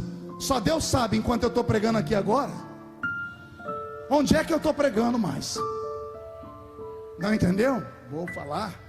Eu estou pregando aqui agora e só Deus sabe os caminhoneiros que estão singrando as vicinais do meu Brasil e na boleia do caminhão chorando, assistindo o sonho de José. Só Deus sabe lá do outro lado do mundo as pessoas que estão no Japão acordando agora, entrando na internet, digitando no YouTube o dia da aprovação. Mais de 40 milhões de pessoas assistiram essa mensagem. Alguém aqui já assistiu um DVD meu na sua casa? Levante a mão para eu ver. Sério? Quem assistiu de manhã? À tarde? À noite? De madrugada? Uma segunda? Terça, quarta, quinta, sexta, sábado, domingo, janeiro, fevereiro, março, abril, maio, junho, julho, agosto, setembro, outubro, novembro, dezembro. Quer dizer que eu já estive dentro da sua casa. Mas naquele momento que eu estava pregando para você, só Deus sabe onde eu estava pregando. Sabe por quê? Porque hoje eu prego para cima, prego para baixo, prego para frente e para trás, prego para a esquerda e para a direita ao mesmo tempo. E ninguém tem nada a ver com isso, porque Ele prometeu, Ele cumpre o que Ele prometeu.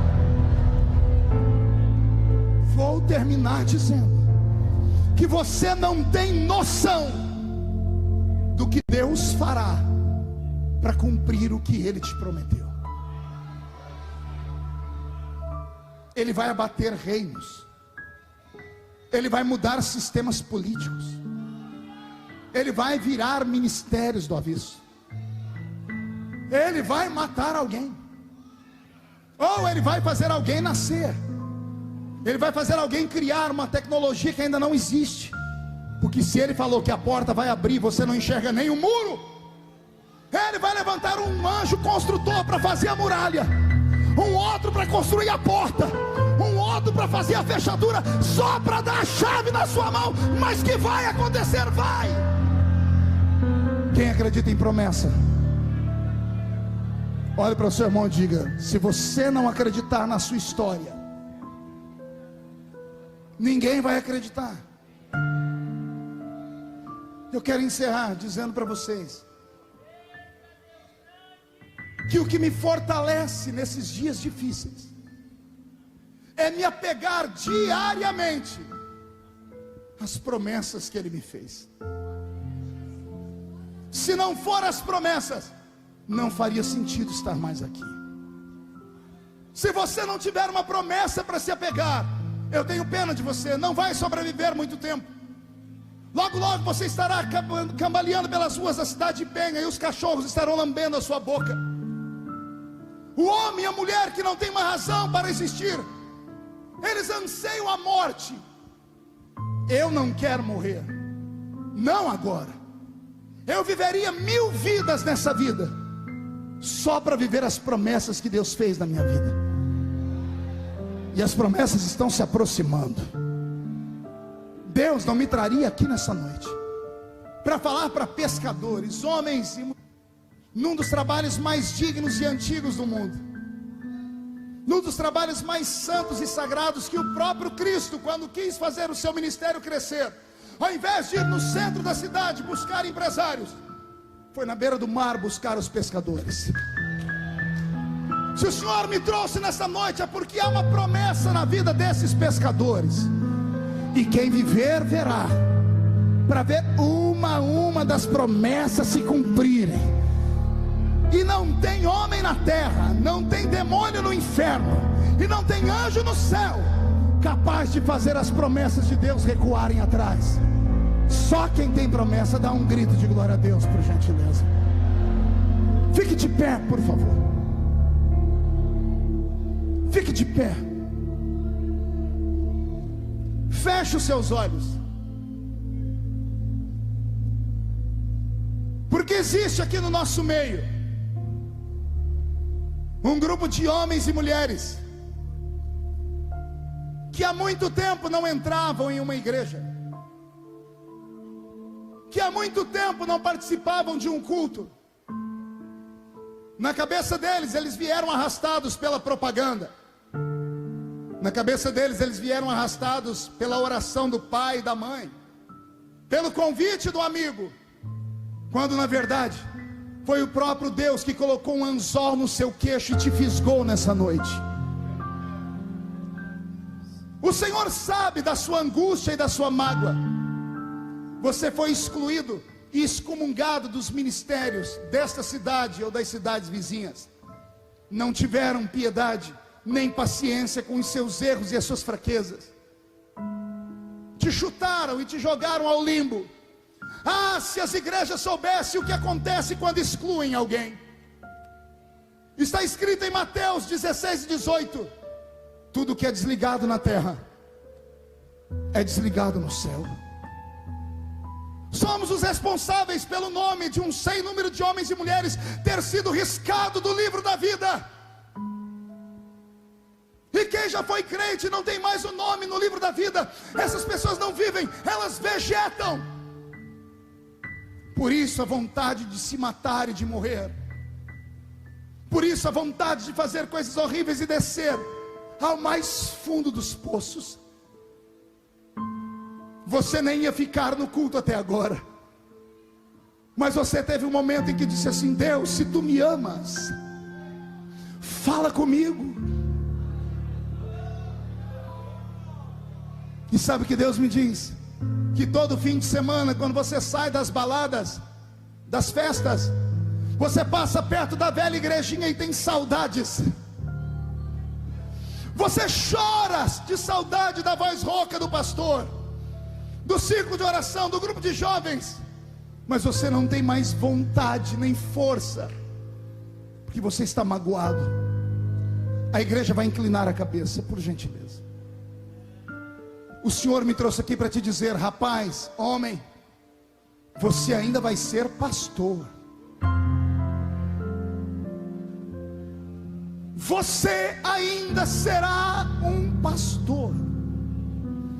A senhora será uma mulher de Deus. Sua história vai fazer história. O seu livro vai impactar a sua geração. O CD de música que você ainda vai gravar vai ser cantado em todas as congregações do Brasil. Pastor, é comigo que o Senhor está falando? Eu estou afastado. É com você mesmo. Jesus me trouxe hoje aqui para te dizer que as promessas que Ele te fez não morreram. Ele me trouxe para te dizer que você só tombou e caiu porque foi alvo dos demônios que ouviram a promessa, que sabiam que se você ficasse de pé, eles não teriam força de te vencer. Mas até a sua queda, o Senhor transformará em honra, porque nesta noite a glória da segunda casa será maior do que a glória da primeira. Mas só tem um jeito de Deus cumprir a promessa. Você vai ter que sair do seu lugar e vir aqui perto de mim. Se você sair do seu lugar e vir aqui perto de mim, eu vou colocar a minha mão sobre a sua cabeça, e tudo que foi roubado da sua vida vai ser devolvido, e todas as promessas vão se cumprir na sua história, e tudo que foi perdido será achado. Pastor, mas o que é que vão falar de mim? Quem fala de você não paga as suas contas. Quem fala de você não morreu na cruz do Calvário por você. Quem está te chamando é aquele que te fez promessas.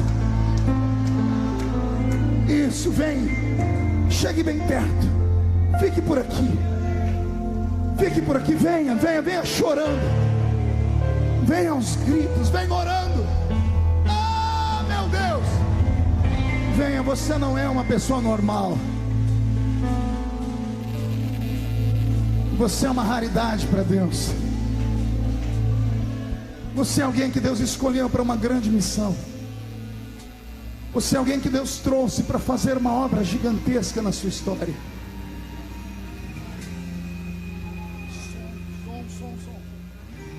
Não consigo ir além do teu olhar. Tudo que eu consigo é imaginar a riqueza que existe dentro de você. O ouro eu consigo só admirar, mas te olhando eu posso a Deus. Deus te trouxe. A igreja não está feliz? Eu fui claro no convite que eu fiz. Não conseguem esconder. Essas pessoas que estão voltando estavam fora dos caminhos do Senhor. O que você fez? Não tem uma nem duas, são já tem uma centena de pessoas chorando aqui na frente. Cadê a igreja que deveria estar gritando, dando glória a Deus nessa hora? Meu filho, melhora o som, pelo amor de Deus. Não tem som nenhum aqui, de microfone, de teclado, de playback, nada. Aumenta o som. Que reflete a imagem do Senhor. Feche seus olhos. Não chore se o mundo ainda não notou. Já é o bastante Deus reconhecer o seu valor. Você é precioso, mais raro que o ouro puro de ouvir. Se você desistir, Deus não vai desistir. Ele está aqui pra te levantar. Se o mundo te fizer cair. Incline a sua cabeça. Pegue na mão de quem está do seu lado. O ouro eu consigo só de. O céu está aberto sobre este lugar. Eu posso a Deus adorar. Sua alma é um bem que nunca envelhecerá. O pecado não consegue esconder. A marca de Jesus existe em você. O que você fez ou deixou de fazer não mudou o início. Deus escolheu você. Sua raridade não está naquilo que você possui ou que sabe fazer. Isso é um mistério de Deus com você. Você é um espelho que reflete a imagem do Senhor. Não chore se o mundo ainda não notou. Já é o bastante Deus reconhecer o seu valor. Você é precioso, mais raro que o ouro puro de ouvir. Se você desistiu, Deus não vai desistir. Ele está aqui para te levantar. Se o mundo te fizer cair, eterno Deus de Israel, o céu está aberto sobre nós, meu Pai. Comece a perdoar os pecados. Faz cair o poder do seu sangue neste lugar. Aleluia!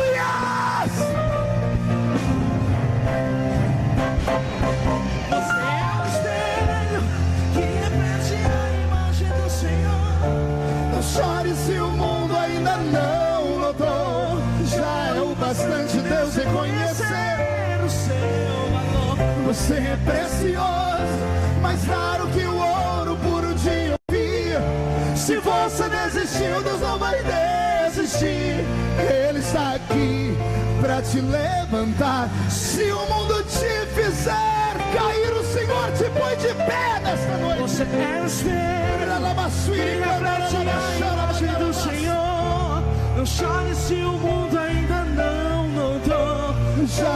bastante Deus reconhecer o seu valor. Você é precioso, mais raro que o ouro puro de Ofir. Se você desistiu, Deus não vai desistir. Ele está aqui para te levantar. Se o mundo te fizer cair.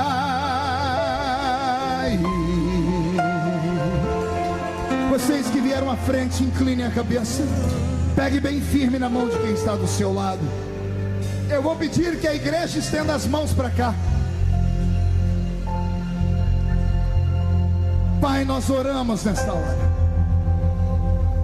Nós oramos para que esta multidão de homens e mulheres que estavam perdidos no caminho, homens e mulheres que foram vencidos pelo dia a dia da existência, que carregam fardos pesados sobre os ombros, gente que sofre porque tem uma chamada. Na minha frente não estão homens e mulheres tombados ou caídos, não, meu Pai. Na minha frente estão homens e mulheres que têm promessas, e é o peso dessas promessas que fizeram eles no meio do caminho sofrerem. Mas esta noite, o que estava longe voltou, o que estava fora agora está dentro. Faz cair sobre eles o poder do sangue de Jesus. Que este sangue lave as vestes deles, que o nome deles seja escrito no livro da vida, que toda maldição seja quebrada, que tudo que foi roubado seja devolvido agora. E se houver alguém entre eles batizado com o Espírito Santo e há muito tempo não falava em línguas, comece a renová-los, meu Pai. E enquanto eu oro por esses que estão aqui na frente, ó Espírito Santo, faz uma vistoria dentro deste ambiente. Encontra esse homem, essa mulher que tem uma promessa. Faz ele acreditar de novo. Eu quero um sinal de que tu estás nesta palavra.